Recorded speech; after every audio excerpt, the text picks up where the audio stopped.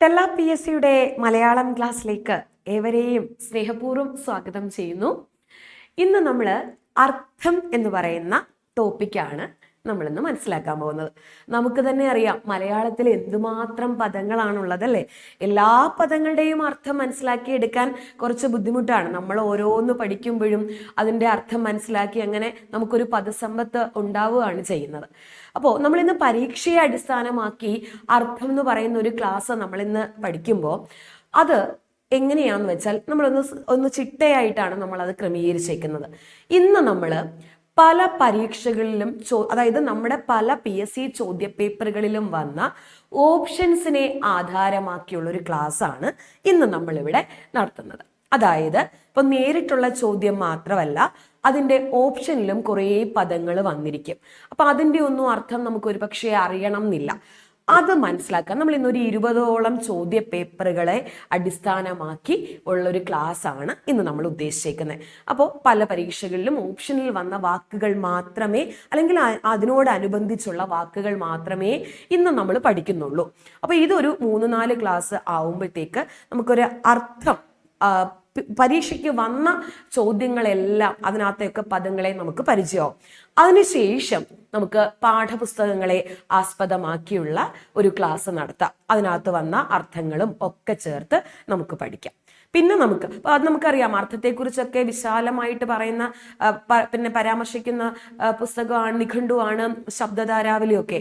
അതിനകത്ത് 10,000-6,000-ഓളം വാക്കുകളാണുള്ളത്. അതെല്ലാം ഈ കുറഞ്ഞ സമയം കൊണ്ട് പഠിച്ചെടുക്കാൻ നമുക്ക് നിവൃത്തിയില്ല അല്ലെ. അപ്പോൾ നമുക്ക് ചെയ്യാൻ പറ്റുന്നത് ഇങ്ങനെയാണ്. ഇങ്ങനെ ഓരോ ദിവസവും നമ്മളൊരു 10-60 വാക്ക് വെച്ച് പഠിച്ച് നമ്മൾ പഠിക്കും.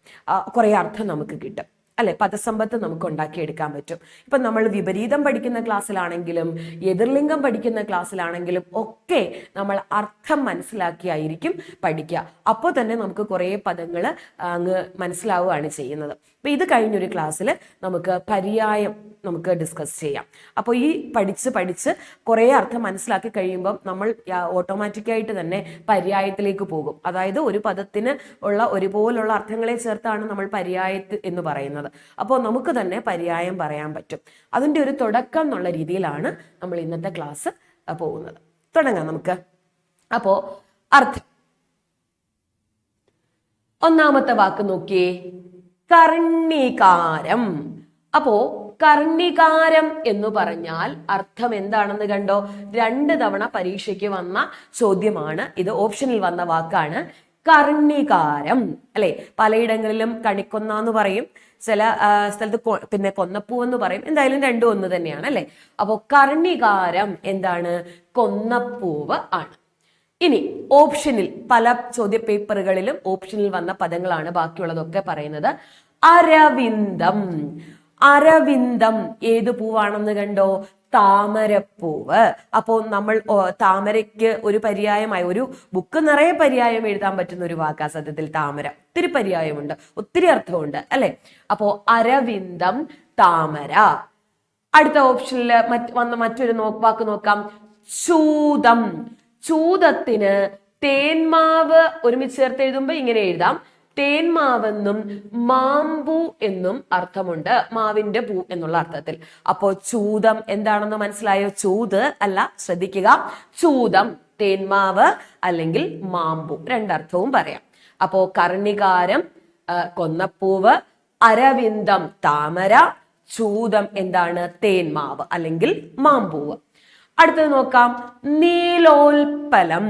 നീലോൽപ്പലം എന്ന് വെച്ചാൽ കരിങ്കൂവളപ്പൂവാണ്.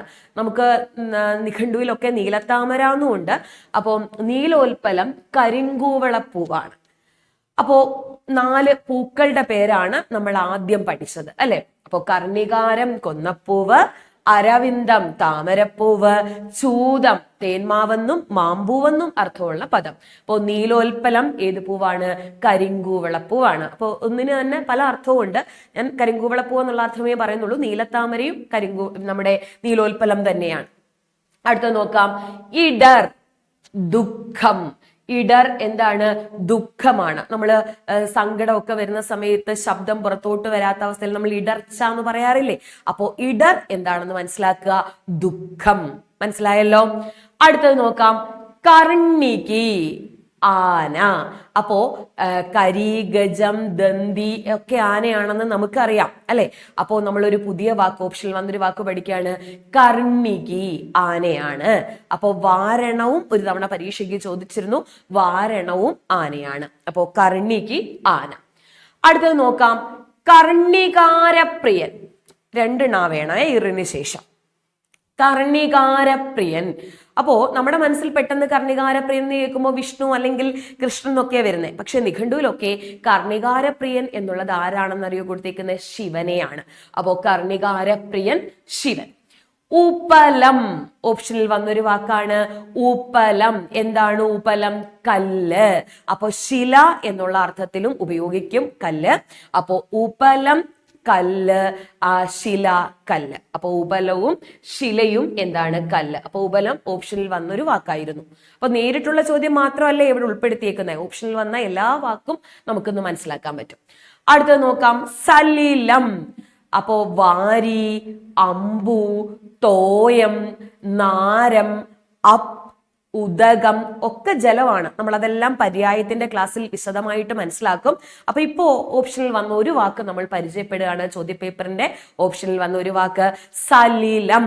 എന്താണ് സലിലം? ജലമാണ്. അപ്പോ സലിലം കേട്ടല്ലോ, ആവർത്തിച്ച് പഠിച്ചുകൊണ്ടിരിക്കുക. സലിലം ജലം. അടുത്തത് നോക്കാം, അചലം. അചലം എന്ന് വെച്ചാൽ അർത്ഥം എന്താണെന്ന് കണ്ടോ? മല. അപ്പോ അചലം മല ആണ്. അചലം മല. അപ്പോ അചലം മല. അതുകൊണ്ട് തന്നെ ഭൂമിക്ക് ഒരു പേരുണ്ട്. എന്താണെന്നറിയാമോ? അചല. അപ്പോ ഭൂമിയുടെ ഒരു പേര് നമ്മൾ പരിചയപ്പെടുന്നു. എന്ത്? അചല. അപ്പൊ ഭൂമിക്ക് എങ്ങനെയാണ് അചല എന്നുള്ള പേര് കിട്ടിയതെന്ന് മനസ്സിലായല്ലോ. അചലങ്ങളോട് കൂടിയവൾ. അചലം എന്ന് വെച്ചാൽ മല ആണ് എന്ന് നമ്മൾ പറഞ്ഞു. അപ്പൊ മലകളോട് കൂടിയവൾ എന്ന അർത്ഥത്തിൽ എന്ത് പേരുണ്ട് ഭൂമിക്ക്?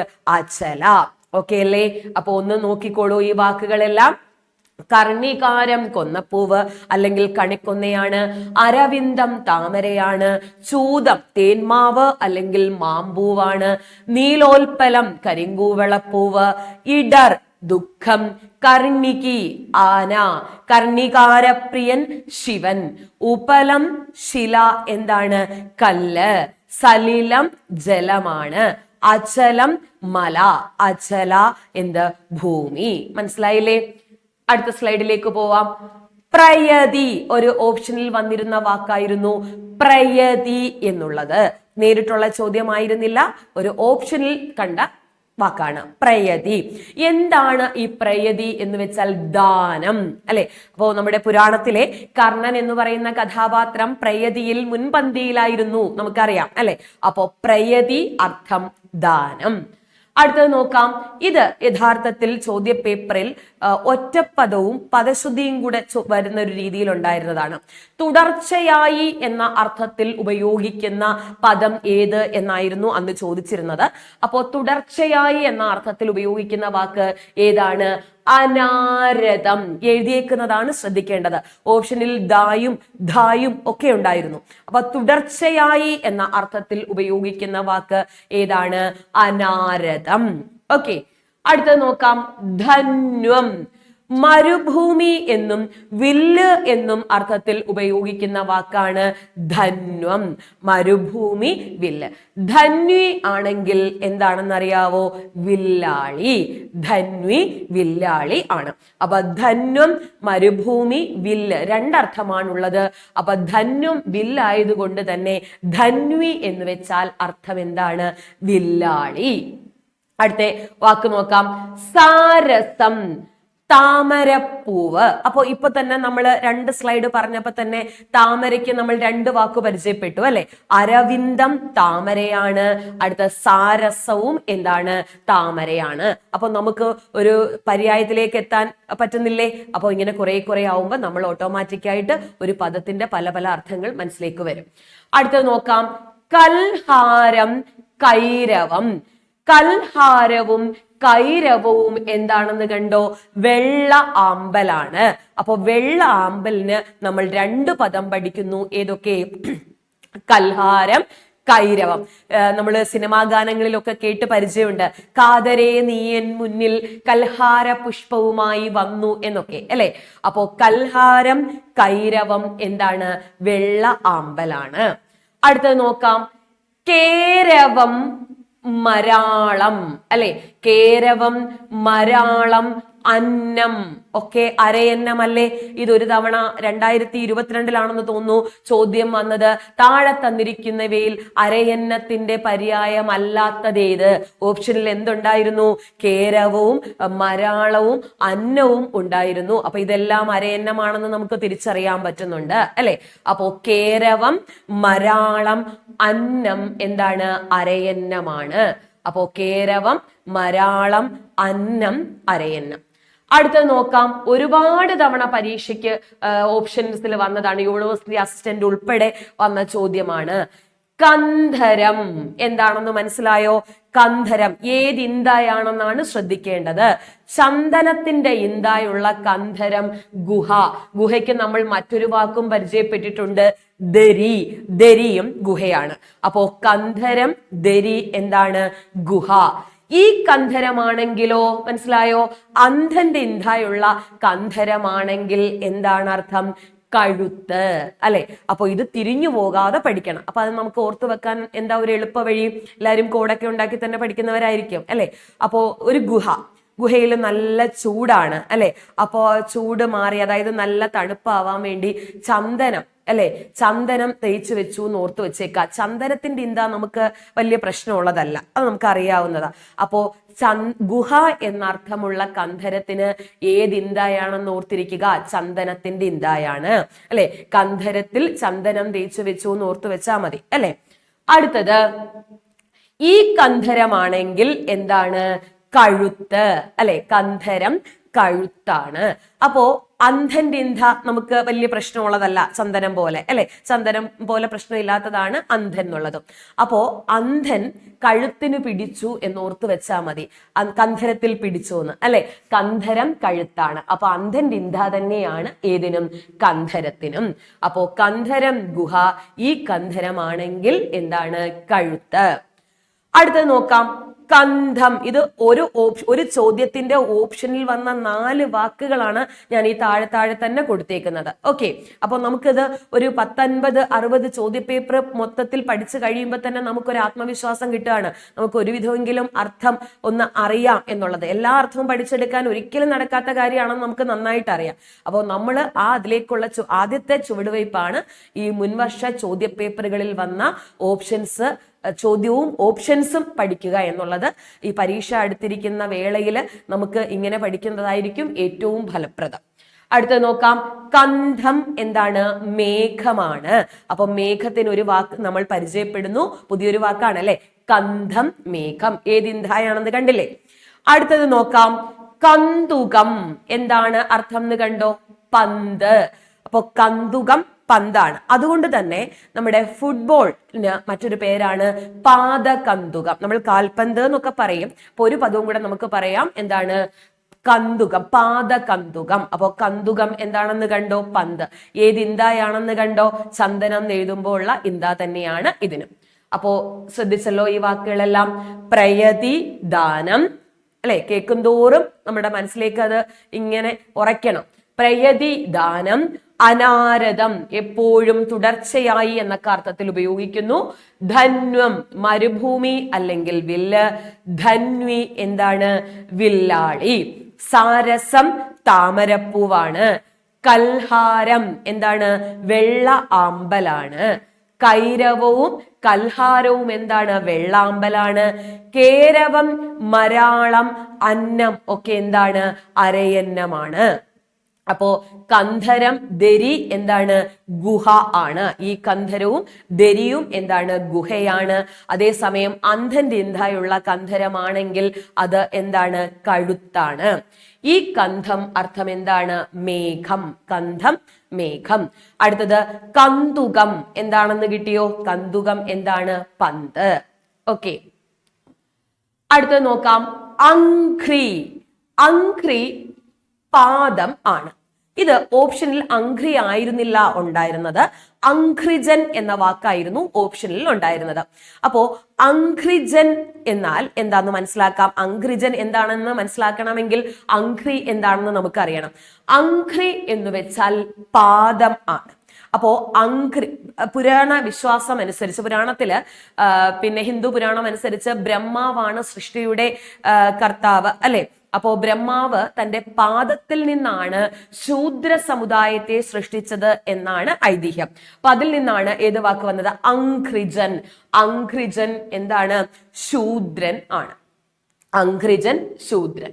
അടുത്തത് നോക്കാം, ആദിത്യം. ആദിത്യൻ അല്ല എന്ന് ഓർക്കുക.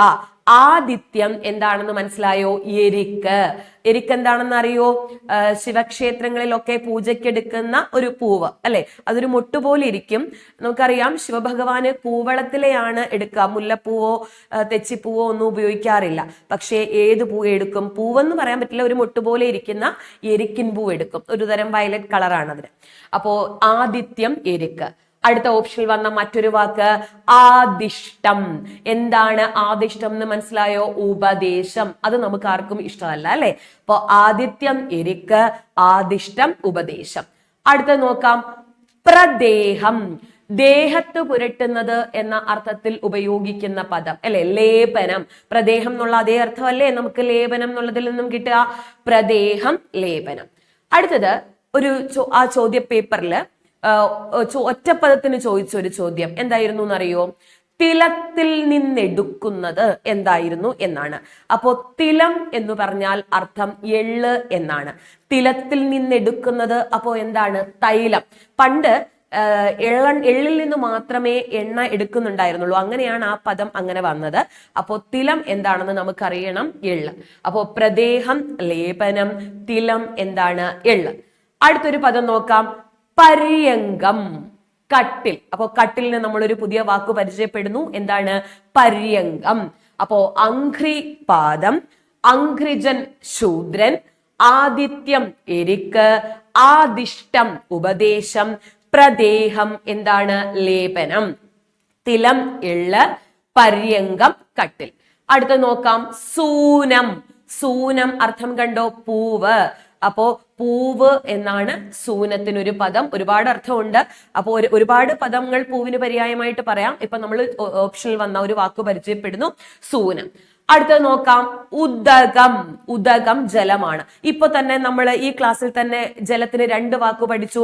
ആദ്യത്തെ ഒരു സ്ലൈഡിൽ സലിലം പറഞ്ഞു. ഇപ്പൊ എന്താണ്? ഉദകം. അപ്പോ സലിലം, ഉദകം ജലമാണ്. അടുത്തത് നോക്കാം, പ്രാണദം.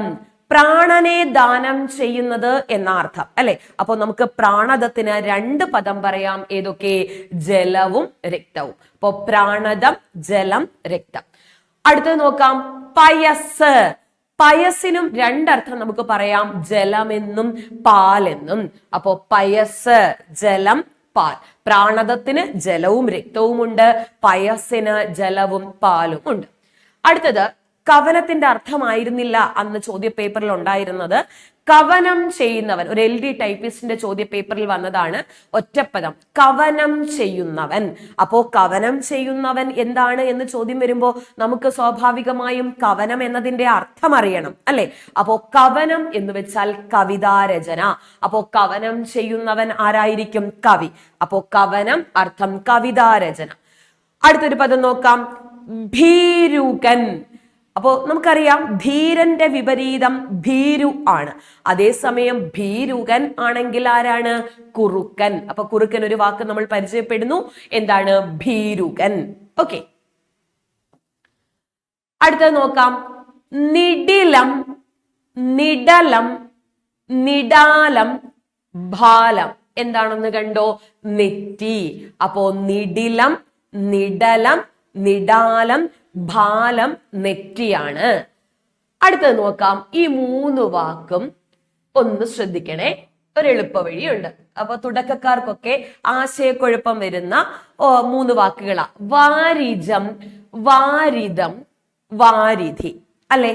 ഒരു കാര്യം പറയാം, ജം എന്ന് പറയുന്ന ശബ്ദത്തിന്റെ അർത്ഥം ജനിക്കുന്നത് എന്നാണ്. ഓക്കെ, ദം എന്ന് പറയുന്ന ശബ്ദത്തിന്റെ അർത്ഥം ദാനം ചെയ്യുന്നത് എന്നാണ്. ധി എന്ന് പറയുന്ന ശബ്ദത്തിന്റെ അർത്ഥം സ്രോതസ് അല്ലെങ്കിൽ വന്നു ചേരുന്ന ഇടം അല്ലെങ്കിൽ ഇരിപ്പിടം എന്നൊക്കെയാണ്. ഇത് മൂന്നും അർത്ഥം മനസ്സിലാക്കുക. അപ്പൊ എന്താണ്? ജം ജനിക്കുന്നത്, ദം ദാനം ചെയ്യുന്നത്, ധി എന്താണ്? സ്രോതസ്. അപ്പൊ ഇനി നമുക്ക് നോക്കാം എളുപ്പവഴി എന്താന്നല്ലേ. വാരി വെള്ളമാണെന്ന് നമുക്കറിയാം.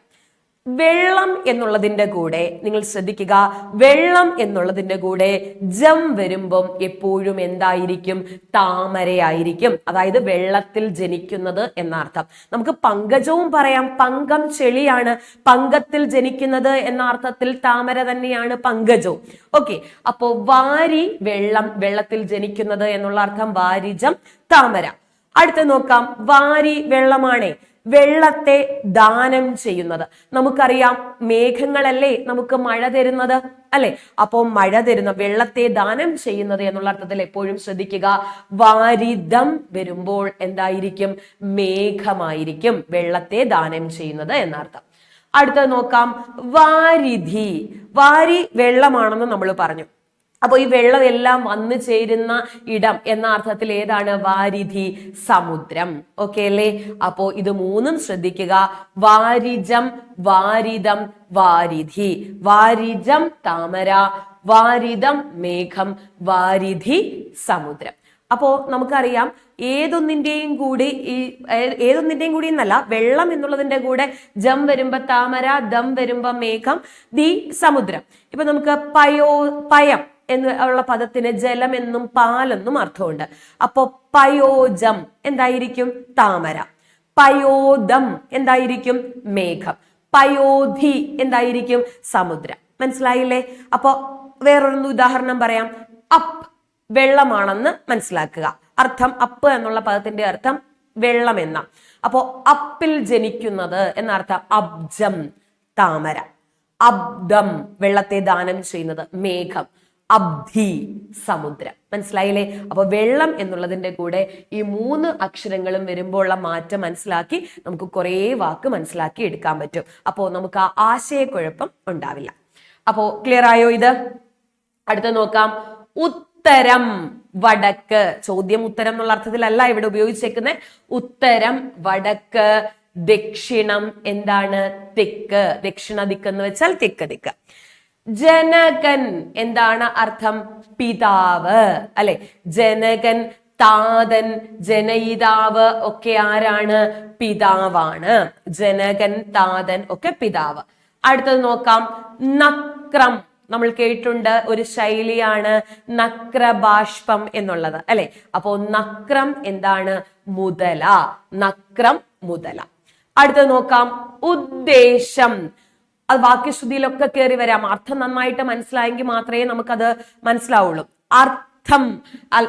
ഉദ്ദേശം എന്നുള്ളതിന്റെ അർത്ഥം എന്താണ്? ഏകദേശം. ഉദ്ദേശം ഏകദേശം.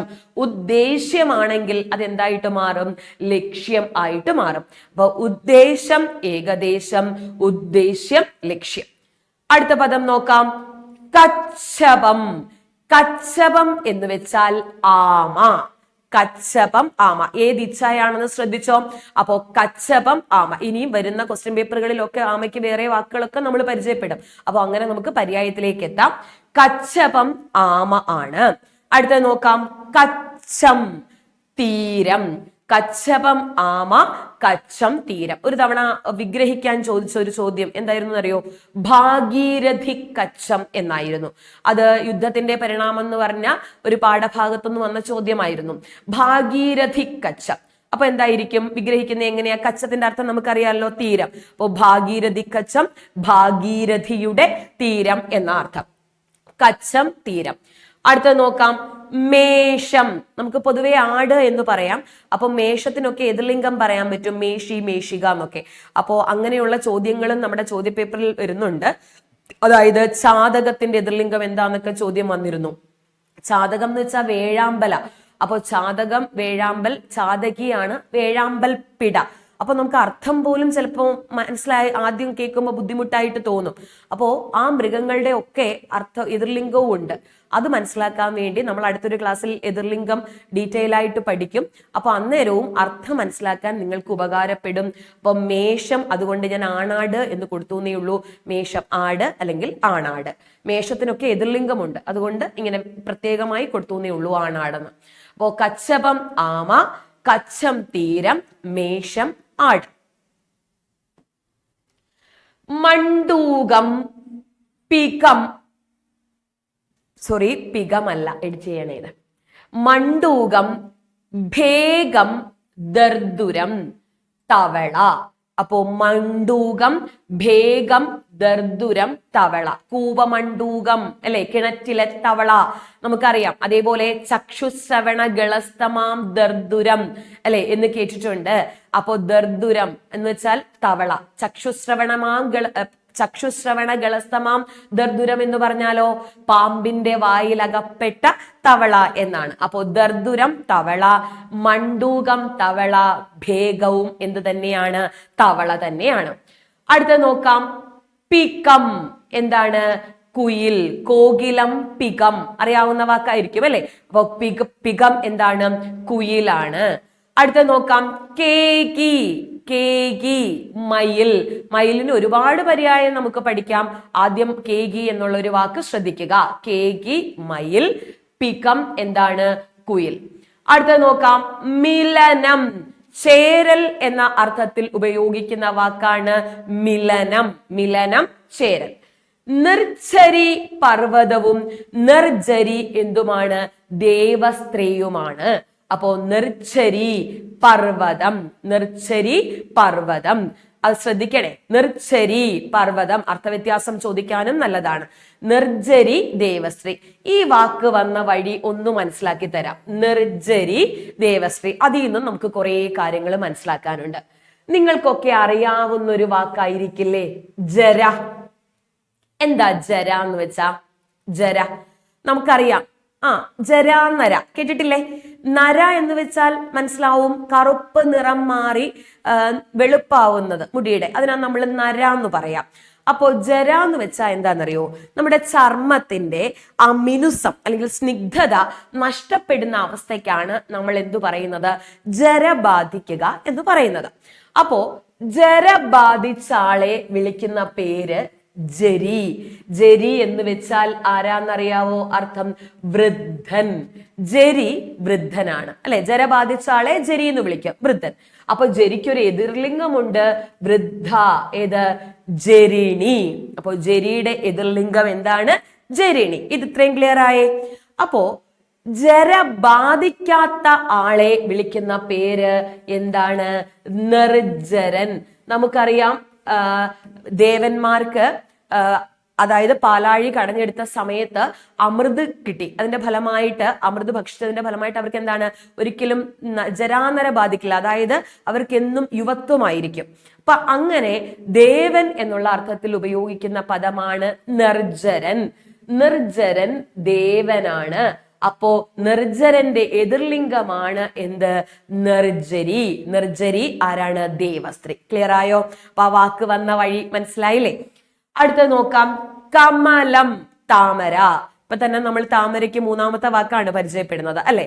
കമലം താമര. ഒരുപാട് തവണ ഓപ്ഷനിൽ വന്ന വാക്ക്, ഓപ്ഷനിലും നേരിട്ടും ഒക്കെ വന്ന വാക്ക് മേദിനി ക്ഷോണി. എന്താണ്? ഭൂമി. നമ്മൾ മുൻപത്തെ ഒരു സ്ലൈഡിൽ അജല പറഞ്ഞിരുന്നു. അജലങ്ങളോട് കൂടിയവൾ എന്ന അർത്ഥത്തിൽ ഭൂമിക്ക് അജല എന്ന് പേരുണ്ടെന്ന്. അപ്പോ മേദിനി ക്ഷോണി എന്താണ്? ഭൂമി ആണ്. അടുത്ത നോക്കാം, വപുസ്. വപുസ് അർത്ഥം എന്താണ്? ശരീരം. വപുസ് ശരീരം. നമ്മൾ എപ്പോഴും തനു, മേനി, ഗാത്രം എന്നൊക്കെ കേട്ടിട്ടുണ്ടാവും. അത് നമ്മൾ അല്ലാതെ പര്യായത്തിന്റെ ഭാഗത്ത് പഠിക്കുകയും ചെയ്യും. ഇത് ഓപ്ഷനിൽ വന്നിരുന്ന ഒരു വാക്കാണ് വപുസ്. വപുസ് ശരീരം. അടുത്ത നോക്കാം, മധുപൻ. മധുപൻ ആരാണെന്ന് കണ്ടോ? വണ്ട്. മധുപൻ വണ്ട്. അതായത് മധു പാനം ചെയ്യുന്നവൻ എന്ന അർത്ഥത്തിൽ ഉപയോഗിക്കുന്ന വാക്കാണ് മധുപൻ, അതായത് വണ്ട്. വണ്ടിന് നമ്മൾ ഭ്രമരം എന്നുള്ളൊരു വാക്കും പരിചയപ്പെടും അല്ലെ. ഭ്രമരം വണ്ടാണ്. അടുത്ത നോക്കാം, പ്രേക്ഷകൻ. കാഴ്ചക്കാരൻ എന്ന അർത്ഥത്തിൽ ഉപയോഗിക്കുന്ന വാക്കാണ് പ്രേക്ഷകൻ. പ്രേക്ഷകൻ, കാഴ്ചക്കാരൻ. അപ്പോ നമ്മൾ ശ്രദ്ധിക്കേണ്ട കാര്യം ഇക്ഷ വരുമ്പോൾ എപ്പോഴും കാഴ്ചയുമായി ബന്ധപ്പെട്ടതായിരിക്കും. വെറും ഷായാണെങ്കിൽ അത് അയക്കുന്നയാൾ എന്ന അർത്ഥത്തിലായിരിക്കും. അതിന് കാഴ്ചയുമായി യാതൊരു ബന്ധവുമില്ല. അടുത്ത നോക്കാം, ഒരു VO എക്സാമിന് വന്ന ചോദ്യം അർത്ഥപഞ്ചാശത്ത് എത്ര വയസ്സായിരുന്നു എന്നാണ്. അപ്പോ പഞ്ചാശത്ത് 50 ആണെങ്കിൽ സ്വാഭാവികമായി നമുക്ക് മനസ്സിലാവും എന്താണ് അർത്ഥപഞ്ചാശത്ത് 25 വയസ്സ്. അപ്പോ പ്രേക്ഷകൻ, കാഴ്ചക്കാരൻ, പഞ്ചാശത്ത് എന്താണ് 50, അർത്ഥപഞ്ചാശത്ത് 25. മനസ്സിലാവുമല്ലോ. അടുത്തത് പയം. പാലെന്നും ജലമെന്നും അർത്ഥമുള്ള പദമാണ് എന്ത്? പയം. അപ്പൊ പയോദം എന്ന് വെച്ചാൽ വെള്ളത്തിൽ ജനിക്കുന്നത്, പയോജം എന്ന് വെച്ചാൽ വെള്ളത്തിൽ ജനിക്കുന്നത് താമര, പയോദം എന്നാൽ വെള്ളത്തെ ദാനം ചെയ്യുന്നത് മേഘം, പയം എല്ലാം വന്നു ചേരുന്ന ഇടം എന്നുള്ള അർത്ഥത്തിൽ സമുദ്രത്തിന്റെ മറ്റൊരു പേരാണ് പയോധി. ഓക്കെ, അതാണ് നമ്മൾ പറഞ്ഞത്. പയം പാലെന്നും ജലമെന്നും, പയോജം താമര, പയോദം മേഘം. ഒരു വാക്കൂടെ നമുക്കിപ്പോ പഠിക്കാം, പയോധി എന്താണ്? സമുദ്രം. അടുത്തത് പീതി. പരീക്ഷയ്ക്ക് ഈ അടുത്തിടെയും കൂടി കുതിരയുടെ പര്യായം അല്ലാത്തത് ഏത് എന്നൊരു ചോദ്യത്തിൽ ഓപ്ഷനിൽ വന്നൊരു വാക്കാണ് പീതി. മുൻവർഷത്തിൽ ഓപ്ഷനിലും ഉണ്ടായിരുന്ന വാക്കാണ് പീതി. പ്രീതിയല്ല അല്ലെ, പീതി. കുതിര എന്നും പാനം എന്നും അർത്ഥമുള്ള പദമാണ് പീതി. അപ്പോ സപീതി എന്താണെന്ന് കണ്ടോ? ഒരുമിച്ചുള്ള പാനം. സപീതി, ഒരുമിച്ചുള്ള പാനം. ശമ്പരം എന്ന പദത്തിനും ഒരുപാട് അർത്ഥമുണ്ട്. മത്സ്യം, ജലം, പർവ്വതം എന്നൊക്കെ നിഘണ്ടുവിൽ അർത്ഥം പറയാം. ഒരർത്ഥം നമ്മളിപ്പോ പഠിക്കുന്നു, എന്താണ്? മത്സ്യം. അടുത്തത് നോക്കാം, സപതി. കുമാരനാശാന്റെ നളിനി എന്ന് പറയുന്ന കൃതിയിലെ ഒരു ഭാഗത്ത്, പ്രിയദർശനം എന്ന് പറയുന്ന ഭാഗത്ത് ഉപയോഗിച്ചേക്കുന്ന ഒരു വാക്കാണ്. പാഠപുസ്തകത്തിലുള്ളത് ആയതുകൊണ്ടാണ് ഞാൻ പ്രിയദർശനം എന്ന് പറഞ്ഞത്. 10ാം ക്ലാസ്സിലുണ്ടായിരുന്നു. അതിനകത്ത് സപതി കാൺക മൂലമങ്ങ് എന്നൊരു പ്രയോഗമുണ്ട്. അപ്പൊ സപതി എന്ന് വെച്ചാൽ അർത്ഥം ഉടനെ.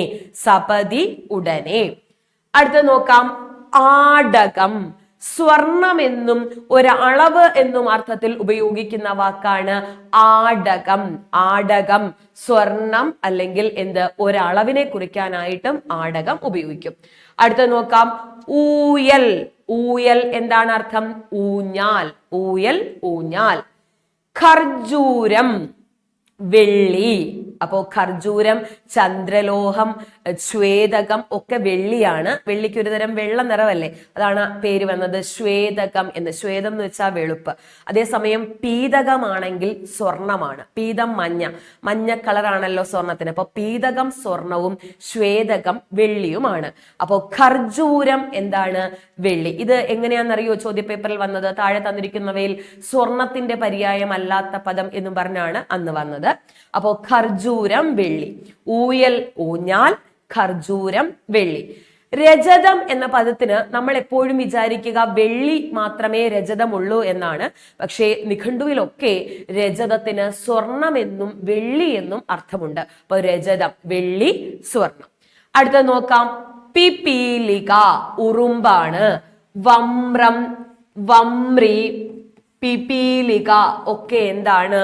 ഉറുമ്പാണ്. അപ്പൊ പരീക്ഷയ്ക്ക് വമ്രി നേരിട്ട് ചോദിച്ചിരുന്നു, പിപീലിക ഓപ്ഷനിലും വന്നിരുന്നു. അപ്പൊ 3 വാക്കുകൾ നമ്മളിപ്പോ ഉറുമ്പിന് പരിചയപ്പെടുകയാണ്. ഏതൊക്കെ? വമ്രം, വമ്രി, പിപീലിക. ഉറുമ്പ്. വമ്രം, വമ്രി, പിപീലിക ഉറുമ്പാണ്. അത് നമ്മൾ എഴുതിയതാണ്. അടുത്ത നോക്കിയേ, ഇനൻ. സൂര്യൻ. ഇനൻ, സൂര്യൻ. സൂര്യൻ എന്ന അർത്ഥത്തിൽ ഒരു വാക്ക്, ഒരു ബുക്ക് നിറയെ പര്യായം നമുക്ക് എഴുതാൻ പറ്റുന്ന വാക്കാണ് സൂര്യനും താമരയും ഒക്കെ.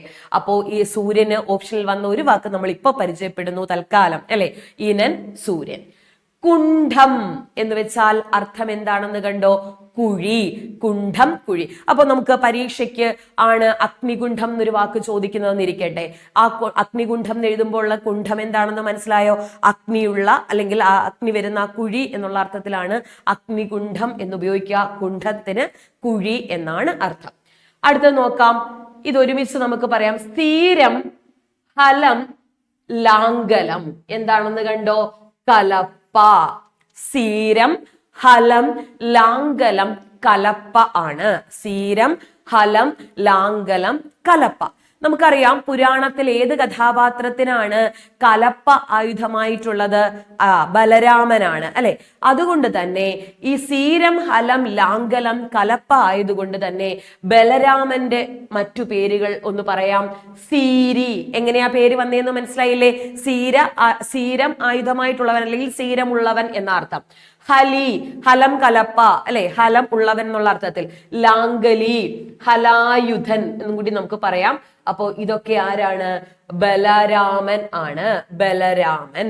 അപ്പോ ഹലി, ലാംഗലി, ഹലായുധൻ, സീരി എന്നൊക്കെ അറിയപ്പെടുന്നത് ആരാണ്? ബലരാമനാണ്. അടുത്ത നോക്കാം, പരഭൃതം. പരഭൃതവും പരഭൃത്തും നമുക്ക് തിരിഞ്ഞു പോകും, ശ്രദ്ധിച്ചു പഠിക്കുക. പരഭൃതം കുയിലാണ്, അതേസമയം പരഭൃത്ത് എന്താണ്? കാക്കയാണ്. പരഭൃത്ത് കാക്ക, പരഭൃതം കുയിൽ. നീല എന്താണെന്ന് കണ്ടോ? ഈച്ച. മക്ഷികയും എന്താണ്? ഈച്ച. നമ്മുടെ മനസ്സിൽ നീല എന്ന് കേൾക്കുമ്പോ ഒരു നിറത്തിന്റെ പേരാണ് പെട്ടെന്ന് ഓർമ്മ വരിക അല്ലെ. അപ്പൊ നീല, മക്ഷിക എന്താണ്? ഈച്ചയാണ്. അടുത്ത നോക്കാം, ഉന്തുരു, ഉന്തൂരം എന്താണെന്ന് കണ്ടോ? എലി. നമ്മൾ എപ്പോഴും കേൾക്കുക മൂഷികൻ എന്നുള്ള വാക്കായിരിക്കും എലിക്ക് അല്ലെ. അപ്പോ ഉന്തുരു, ഉന്തൂരം എന്താണ്? എലി ആണ്. ഉന്തുരു, ഉന്തൂരം, എലി. അടുത്തത് നോക്കാം, അരക്കൻ. അരക്കൻ ആരാണെന്ന് കണ്ടോ? രാക്ഷസൻ. അരക്കൻ രാക്ഷസൻ. അപ്പോ നക്തഞ്ചരനും രാക്ഷസനാണ്. നക്തം എന്ന് വെച്ചാൽ രാത്രി, രാത്രിയിലും സഞ്ചരിക്കുന്നവൻ എന്ന അർത്ഥത്തിൽ രാക്ഷസന് പേരുണ്ട്. അപ്പോ അരക്കൻ, നക്തഞ്ചരൻ ആരാണ്? രാക്ഷസൻ. ഭൂസുരൻ ആരാണ്? ബ്രാഹ്മണൻ. ഭൂസുരൻ ബ്രാഹ്മണൻ. അതേസമയം ദണ്ഡധരൻ ആരാണെന്ന് കണ്ടോ? കയ്യിൽ ഒരു ദണ്ഡുമായി നടക്കുന്നവൻ എന്ന അർത്ഥം അല്ലെ. ദണ്ഡധരൻ യമനാണ്, കാലൻ. അടുത്തത് നോക്കാം, കലിക എന്താണ്? പൂമുട്ട് എന്ന അർത്ഥത്തിൽ ഉപയോഗിക്കുന്ന വാക്കാണ് കലിക. കലവി ആണെങ്കിൽ എന്താണ്? കളി. കലവി, കളി. വൈലോപ്പിള്ളിയുടെ ഓണമുറ്റത്ത് എന്ന് പറയുന്ന കവിതയിൽ ഉപയോഗിച്ചിരിക്കുന്ന ഒരു വാക്കാ കലവികൾ കൂടാൻ എന്നൊരു പ്രയോഗം. കലവി കളിയാണ്. കൽപ്പകം തെങ്ങാണ്. വാഹിനി നദി. സരണി, പുതിയൊരു സരണി വെട്ടി തുറന്നു എന്നൊക്കെ നമ്മൾ കേൾക്കും. സരണി വഴി ആണ്. സലിലം എന്താണ്? ജലം. അടുത്ത നോക്കാം, പ്രേക്ഷകൻ. നമ്മൾ നേരത്തെ പറഞ്ഞു ഇത് പ്രേക്ഷിതൻ, കാണപ്പെട്ടയാൾ എന്ന അർത്ഥത്തിൽ ഉപയോഗിക്കുന്ന പദമാണ് എന്ത്? പ്രേക്ഷിതൻ. അടുത്ത നോക്കാം, വാക്യശുദ്ധിയിലും പദശുദ്ധിയിലും ഒറ്റപ്പദത്തിലും ഒക്കെ, അതായത് 3-ലധികം തവണ ചോദ്യപേപ്പറുകളിൽ പ്രത്യക്ഷപ്പെട്ട ഒരു വാക്കാണ് അസന്ദിഗ്ധം. എന്താണ് അർത്ഥം എന്ന് കണ്ടോ? സംശയമില്ലാത്തവണ്ണം. എങ്ങനെയാണ് ഈ വാക്ക് വന്നത്? സന്ദേഹം എന്ന് പറഞ്ഞാൽ അർത്ഥം എന്താണ്? സംശയം. സംശയത്തിനു വിഷയമായത്. സംശയത്തിനു വിഷയമായത്. ഒറ്റപ്പദം എന്താണെന്ന് അറിയാവോ? സന്ദിഗ്ധം. ഓക്കെ, അപ്പൊ സംശയമൊന്നുമില്ലാതെ എന്ന അർത്ഥത്തിൽ ഉപയോഗിക്കുന്ന വാക്കാണ് എന്ത്? അസന്ദിഗ്ധം. അത് നമ്മൾ പലരും ഉപയോഗിക്കുക, അത് ശരിയായിട്ട് വെച്ചേക്കുക, അസന്നിഗ്ധമാണ് ശരിയെന്നാണ്. അപ്പൊ അസന്നിഗ്ധം തെറ്റാണ്. ഏതാണ് ശരി? അസന്ദിഗ്ധം. അടുത്ത നോക്കാം, ലോഭം, കുറവ്. ലോഭത്തിനും 1-ലധികം അർത്ഥമുണ്ട്. ഒരർത്ഥമാണ് അത്യാഗ്രഹം. അപ്പൊ നിർലോഭം എന്ന് വെച്ചാൽ എന്താണ്? അത്യാഗ്രഹമില്ലാത്ത എന്ന അർത്ഥത്തിലും ഉപയോഗിക്കും. അടുത്ത നോക്കാം, അശനം, ഭക്ഷണം. അതുകൊണ്ട് തന്നെ ഭക്ഷിക്കാൻ ആഗ്രഹമുള്ളവൻ എന്ന അർത്ഥത്തിൽ നമുക്ക് ഏതു പദവും ഉപയോഗിക്കാം. അശനേച്ചു ഉപയോഗിക്കാം. അശനം ഭക്ഷണമാണ്. അടുത്ത നോക്കാം, നീഹാരം. ഒരുപാട് അർത്ഥം പറയാം. പ്രാലേയം, തുഷാരം, തുഹിനം, പിന്നെ ഹിമം ഒക്കെ മഞ്ഞാണ്. അപ്പൊ നമുക്ക് പര്യായത്തിലേക്ക് എത്തുമ്പോൾ ആ പദങ്ങളൊക്കെ വിശാലമായിട്ട് പറയാം. ഇപ്പോ നമുക്ക് നീഹാരം ഓപ്ഷനിൽ വന്നൊരു വാക്ക് പരിചയപ്പെടുന്നു. നീഹാരം എന്താണ്? മഞ്ഞ്. അടുത്തത് നോക്കാം, സാധകം. സാധകം എന്താണ്? ഇത് എതിർലിംഗമാണ് ചോദിച്ചത്. അർത്ഥം പെട്ടെന്ന് കിട്ടാത്തത് കൊണ്ട് മനസ്സിലാക്കാൻ വേണ്ടി ഇതിന്റെ കൂട്ടത്തിൽ കൊടുത്തതേ ഉള്ളൂ. സാധകം വേഴാമ്പലാണ്. സാധകം വേഴാമ്പൽ. അടുത്തത് ഒരു VO എക്സാമിന് വിപരീതം വന്ന ചോദ്യമാണ്. ചിറ്റിമ്പം വിപരീതം എന്താണെന്ന്. പേരിമ്പമാണ് വിപരീതം. നമുക്ക് പക്ഷേ അർത്ഥം മനസ്സിലാക്കണ്ടേ, അതുകൊണ്ട് കൊടുത്തുന്നേ ഉള്ളൂ. ചിറ്റിമ്പം എന്ന് വെച്ചാൽ ചെറുതായ സുഖം, ഇമ്പം എന്ന് വെച്ചാൽ മാധുര്യം, പ്രിയം എന്നൊക്കെ അർത്ഥവും പറയാം.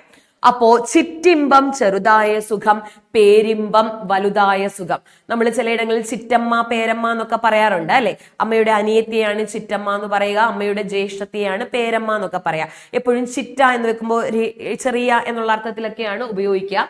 അപ്പോ ചിറ്റിമ്പം ചെറുതായ സുഖം, പേരിമ്പം എന്താണ് വലുതായ സുഖം. അടുത്തത് എന്താണ് പാട്ടുകളിലൊക്കെ കേട്ടുള്ളതാണ് നാളീകലോചനൻ എന്നൊക്കെ അല്ലെ. അപ്പൊ നാളീകം എന്ന് വെച്ചാൽ രണ്ടർത്ഥം നമുക്ക് പറയാം.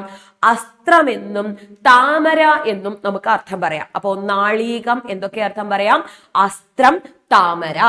അപ്പോ അതേസമയം ഒരു വാക്കുകൂടെ ഞാൻ ഇവിടെ അങ്ങ് പരിചയപ്പെടുത്താം. നളികം എന്താണെന്ന് അറിയാവോ? തോക്ക് അല്ലെ. നളികം തോക്കാണ്. നമ്മളതൊരു അർത്ഥവ്യത്യാസത്തിന്റെ ക്ലാസ്സിൽ നമുക്ക് അതും പറയാം. അപ്പൊ നാളീകത്തിന് അസ്ത്രമെന്നും താമര എന്നും അർത്ഥമുണ്ട്. നളികമാണെങ്കിൽ എന്താണ്? തോക്കാണ്. അടുത്ത നോക്കാം. അമാത്യൻ. പുരാണ സീരിയലിലൊക്കെ വരൂ അമാത്യ എന്നൊക്കെ നമ്മൾ കേട്ടിട്ടുണ്ട് അല്ലെ. അമാത്യൻ ആളുടെ പേരല്ല, എന്താണ്? മന്ത്രി എന്ന അർത്ഥത്തിലാണ് അമാത്യൻ ഉപയോഗിക്കുന്നത്. രോഹിതം എന്താണ്? കുങ്കുമം അല്ലെ. രോഹിതം കുങ്കുമം. ദേവനമാണെങ്കിൽ എന്തർത്ഥമാണ്? ചൂതുകളി. ദേവനം ചൂതുകളി. നികരം അർത്ഥം എന്താണെന്ന് കണ്ടോ? കൂട്ടം. നികരം കൂട്ടം. ധവളം എന്താണ് അർത്ഥം? വെളുപ്പ് അല്ലെ. ധവള വിപ്ലവം, പാലുമായി ബന്ധപ്പെട്ട വിപ്ലവം നമുക്കറിയാം. ധവളം വെളുപ്പാണ്. അടുത്ത നോക്കാം. രോദനം. നമ്മൾ വനരോദനം എന്നൊക്കെ കാണും. രോദനം എന്ന് വെച്ചാൽ കരച്ചിൽ ആണ്.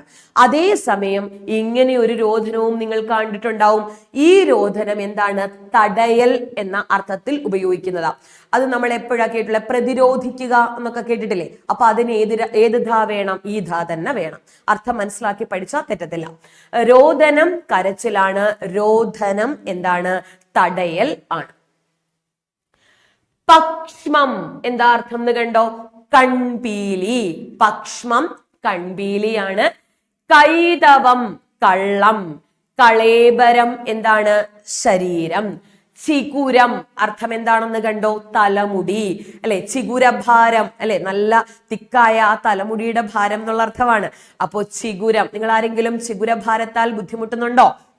ഇല്ല അല്ലെ. മനസ്സിനായിരിക്കും ഭാരം ചിഗുരം പോകുന്നത് കണ്ടിട്ട് അല്ലെ. അപ്പോ ചിഗുരം തലമുടി. സമീരൻ എന്താണ്? കാറ്റ്. മന്ദസമീരനിൽ എന്നുള്ള പ്രയോഗമൊക്കെ കേട്ടുണ്ടാവും. അപ്പോ മാരുതൻ അല്ലെ. അപ്പോ കാറ്റാണ്. സമീരൻ കാറ്റ്. ദർപ്പണം എന്താണ് അർത്ഥം എന്ന് കണ്ടോ? ഇതെല്ലാം ഓപ്ഷനിൽ വന്ന വാക്ക് മാത്രമാണ്. ദർപ്പണം കണ്ണാടി. കണ്ണാടിയുടെ പര്യായം ഒരുപാട് തവണ ചോദിച്ചിട്ടുണ്ട്. ആദർശം, മുകുരം ഒക്കെ. അത് പിന്നാലെ നമുക്ക് പഠിക്കാം. ഇപ്പൊ നമ്മൾ ദർപ്പണം പഠിക്കുക. കണ്ണാടി. ഭുജംഗമം പാമ്പ്. അഹി ചക്ഷുശ്രവണൻ, നാഗം. ഒരുപാട് പര്യായം നമുക്കിനി പഠിക്കേണ്ടിയിരിക്കുന്നു. അപ്പൊ ഒരു വാക്ക് പരിചയപ്പെടുന്നു. ഭുജംഗമം. അടുത്തത് നോക്കാം.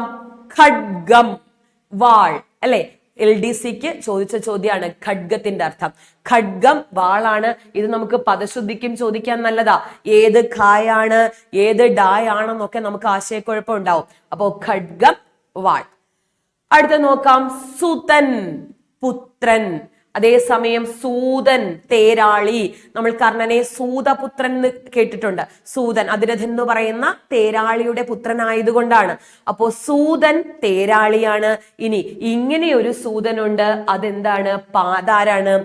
പാചകക്കാരൻ. അപ്പോ സുതൻ പുത്രൻ, സൂതൻ തേരാളി, സൂതൻ ആരാണ്? പാചകക്കാരൻ.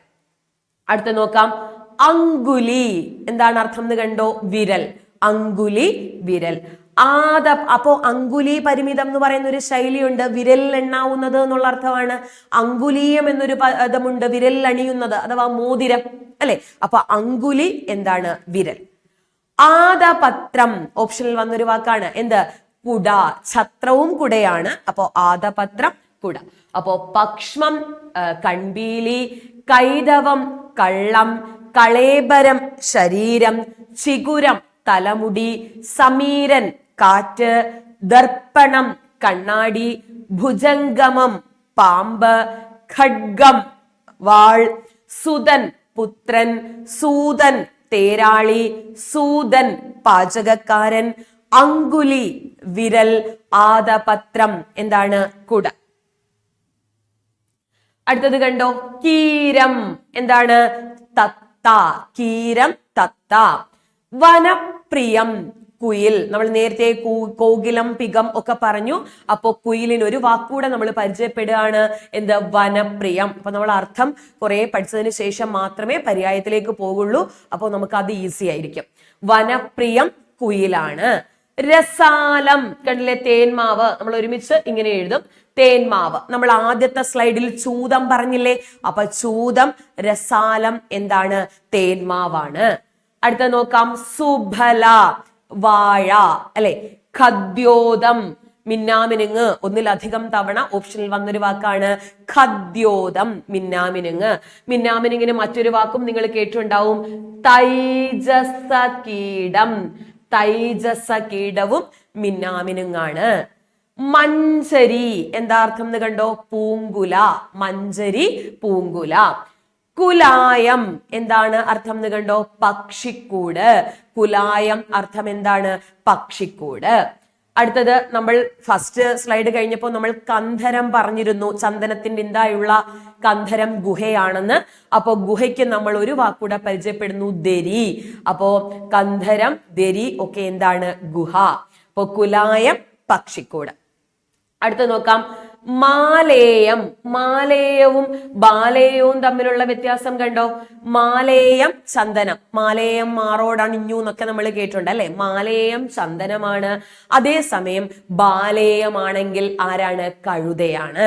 ഇനി ഒരു പ്രാലേയമുണ്ട് അല്ലെ. പ്രാലേയം എന്താണ്, മഞ്ഞാണ്. അപ്പൊ പ്രാലേയം മഞ്ഞ്, മാലേയം ചന്ദനം, ബാലേയം എന്താണ്, കഴുത. അടുത്ത നോക്കാം, ഭേഷജം. ഔഷധം എന്ന അർത്ഥത്തിൽ ഉപയോഗിക്കുന്ന പദമാണ് എന്ത്, ഭേഷജം, ഔഷധം. അടുത്ത നോക്കാം, കർക്കരം. കരക്കരം അല്ലേ, കർക്കരം. കർക്കരം എന്ന് വെച്ചാൽ എന്താണെന്നറിയാവോ, എല്ല്. ഒരുപാട് തവണ ഓപ്ഷനിൽ വന്നിട്ടുള്ള ഒരു വാക്ക് പദമാണ് കർക്കരം. കർക്കരം, എല്ല്. പൃഥുകം, ചിപിടം എന്താണെന്ന് കണ്ടോ. പൃഥുകം, ചിപിടം എന്താണ്, അവൽ. പൃഥുകം, ചിപിടം അവലാണ്. അപ്പൊ പൃഥുകം എഴുതുന്നത് ശ്രദ്ധിച്ചോ, പൃഥുകം, ചിപിടം അവൽ. ചകോരം ഉപ്പൻ. ചില നാട്ടില് ഉപ്പൻ എന്നല്ല പറയുന്നത്, ചെമ്പോത്ത് എന്ന് അല്ലെ. അപ്പൊ ചെമ്പോത്ത് അല്ലെങ്കിൽ ഉപ്പൻ എന്ന അർത്ഥത്തിൽ ഉപയോഗിക്കുന്ന പദമാണ് എന്ത്, ചകോരം. ചകോരാദി പക്ഷികളെ കണ്ടുകൊണ്ട് യാത്ര തുടർന്നു എന്നൊക്കെ നമ്മൾ കേട്ടിട്ടുണ്ട്. അപ്പൊ ചകോരം എന്താണ്, ഉപ്പൻ. അപ്പോ കീരം തത്ത, വനപ്രിയം കുയിൽ, രസാലം തേന്മാവ്, സുബല വാഴ, ഖദ്യോതം തൈജസകീടം എന്താണ്, മിന്നാമിനുങ്ങ്, മഞ്ചരി പൂങ്കുല, കുലായം പക്ഷിക്കൂട്, ദരി ഗുഹ, മാലേയം എന്താണ്, ചന്ദനം, ബാലേയം കഴുത, ഭേഷജം ഔഷധം, കർക്കരം എല്ല്, പൃഥുകം ചിപിടം എന്താണ്, അവൽ. ചകോരം ഏതു പക്ഷിയാണ്, ഉപ്പൻ അല്ലെങ്കിൽ ചെമ്പോത്ത്. അടുത്ത നോക്കാം, മുദ്ഗരം എന്താണ്, ഇരുമ്പുലക്ക. മുദ്ഗരം അല്ലെങ്കിൽ പരിഖം. ശ്രദ്ധിക്കണം, എങ്ങനെയാണ് എഴുതിയേക്കുന്നതെന്ന് കണ്ടോ. മുദ്ഗരം അല്ലെങ്കിൽ പരിഖം എന്താണ്, ഇരുമ്പുലക്ക. പുരന്തരൻ എന്നറിയപ്പെടുന്നത് ആരാണ്, ഇന്ദ്രൻ. ഇതൊക്കെ ചോദ്യപേപ്പറുകളിൽ വന്ന വാക്കുകൾ മാത്രമാണ്. പുരന്തരൻ, ഇന്ദ്രൻ. ഖനകൻ ആരാണെന്ന് കണ്ടോ, എലി. നമ്മൾ നേരത്തെ ഉന്തുരു, ഉന്തൂരം പറഞ്ഞിരുന്നു. അപ്പോ ഉന്തുരു, ഉന്തൂരം. ഖനകൻ ആരാണ്, എലി ആണ്. അപ്പൊ നമ്മളൊരു 20-25ഓളം ചോദ്യപേപ്പറുകളെ മൊത്തത്തിൽ വിശകലനം ചെയ്തിട്ട് അതിനകത്ത് നമുക്ക് അറിയാത്ത പദങ്ങൾ മാത്രമാണ് ഈ സ്ലൈഡിൽ ഇന്നത്തെ ക്ലാസ്സിൽ ഉൾപ്പെടുത്തിയിരിക്കുന്നത്. അപ്പം വരും ക്ലാസ്സുകളിലും ഇതുപോലെ ബാക്കിയുള്ള PSC ചോദ്യ പേപ്പറുകളെ ആധാരമാക്കിയുള്ള അർത്ഥത്തിന്റെ ക്ലാസ് ഉണ്ടായിരിക്കും. അപ്പോൾ ഇന്നത്തെ ഈ ക്ലാസ് എല്ലാവർക്കും മനസ്സിലായി എന്ന് വിചാരിക്കുന്നു. ആവർത്തിച്ച് പഠിച്ചുകൊണ്ടേയിരിക്കുക. അപ്പോൾ എന്തു പഠിച്ചാലും അർത്ഥം മനസ്സിലാക്കിയേ പഠിക്കൂ എന്നുള്ള ഒരു തീരുമാനം എടുത്തു കഴിഞ്ഞാൽ നമുക്കറിയാതെ തന്നെ ഇങ്ങനെ പദസമ്പത്ത് വന്നുകൊണ്ടിരിക്കും. അപ്പോൾ എല്ലാവർക്കും ഇന്ന് ഈ ക്ലാസ് ഇന്നത്തെ ഈ ക്ലാസ് ഉപകാരപ്പെട്ടു എന്ന് വിശ്വസിക്കുന്നു. വരും ക്ലാസ്സുകളിൽ പുതിയ ടോപ്പിക്കുമായിട്ട് നമുക്ക് വീണ്ടും കാണാം. നന്ദി, നമസ്കാരം.